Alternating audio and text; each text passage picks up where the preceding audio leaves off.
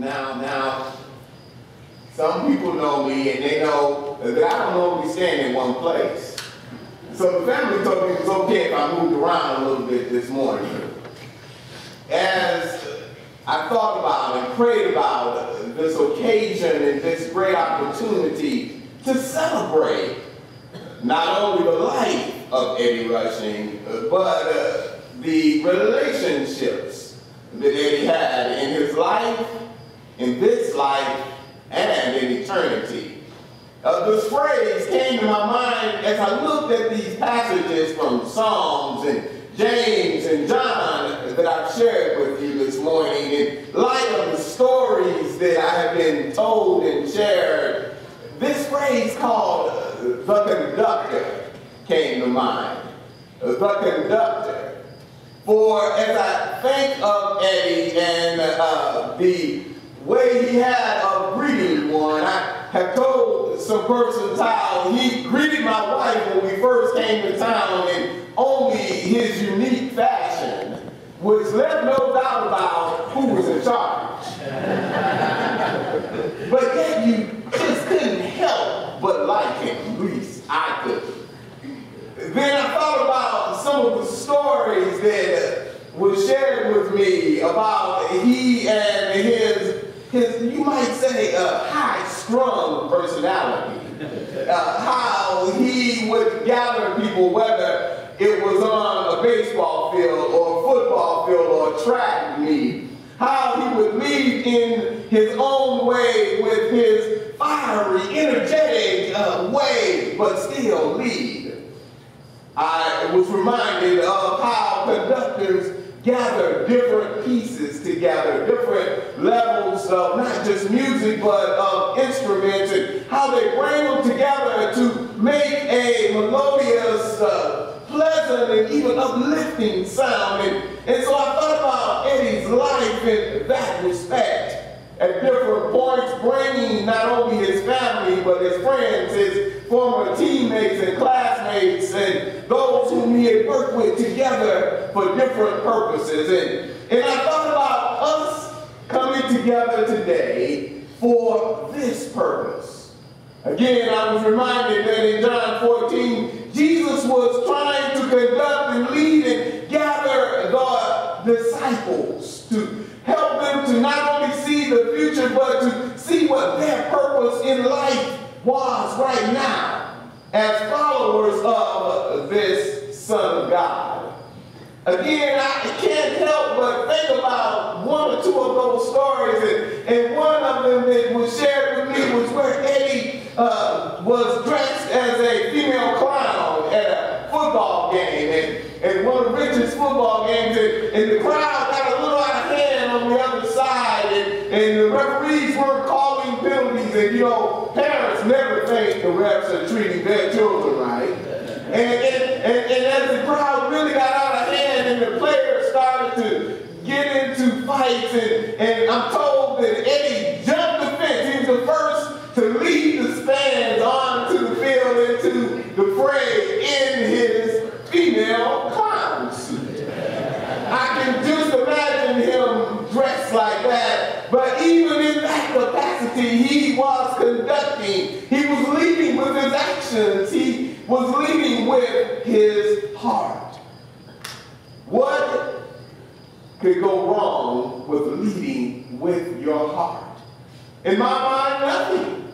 Sometimes we might be a little bit on the edges of what proper society might view as appropriate or correct. But when we lead with our heart, in the end, all things are righted and corrected.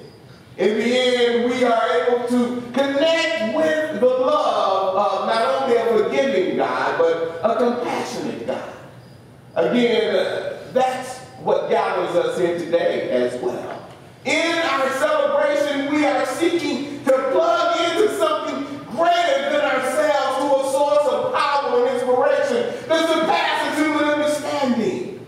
This is what Jesus talked about when he said he would give the disciples the ability to do the works that he did, to heal the sick, to pray pray for those who are in distress, and to comfort those who mourn. Jesus called not only his disciples, but calls us today as we celebrate to become part of that gospel train, if you would. Not all of us will be conductors like Eddie, but he was unique in his own personality and gifts and graces, but we all have a heavenly conductor. We all are called to get on that train with Jesus and to follow his direction. Some would say to me, Brad, I just can't quite get with that. That's so mystical, so pie in the sky. Why don't we just talk about reality? Why don't we just talk about what we can touch or what we can manipulate as human beings?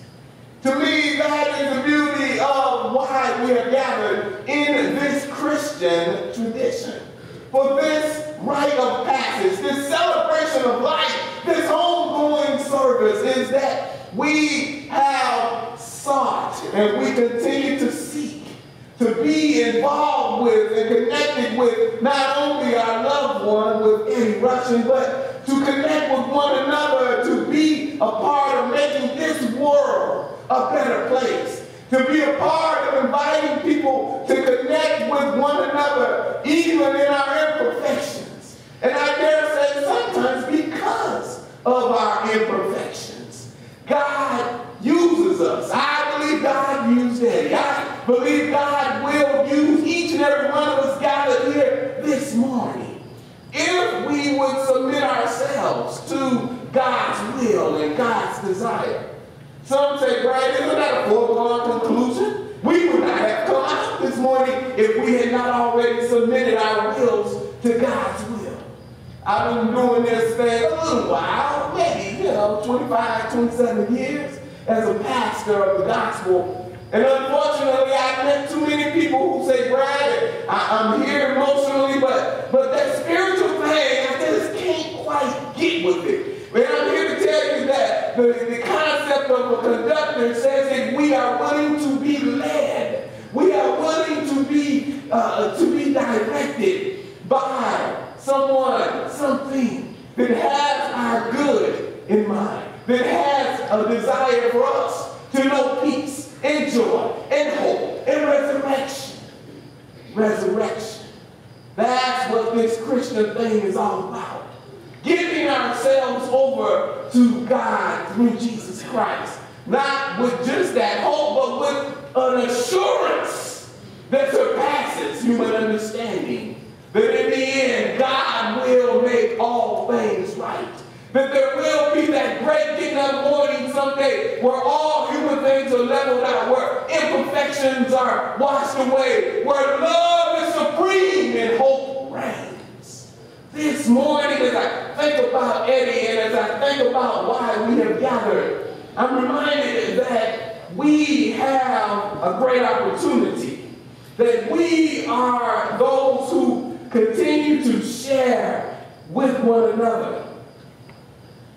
I love the Psalms, and Nancy encouraged me to use them for, she felt they were appropriate for one who loved music so much, like Eddie did, that we would use the Psalms as part of our scriptural basis this morning. I love that some of those Psalms are known as Psalms of Ascent, where people were moving toward the kingdom, moving toward the temple in their physical right, but in their spiritual right, that in that time of ascent, they understood and they embraced that they were on a journey, and that music and singing was a part of that journey, and so Eddie was a part of that journey in his own unique and special way.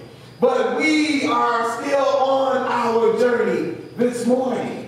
That God calls us to sing and to rejoice in the midst of our struggles. To sing and rejoice when things are going good. To sing and rejoice when we have questions and doubts. Some say to me, Brian, how can I grab hold of? How can I embrace this Jesus stuff you're talking about if I have doubts? Philip is a great example for us in John 14 that even those who had spent years with Jesus still had doubts.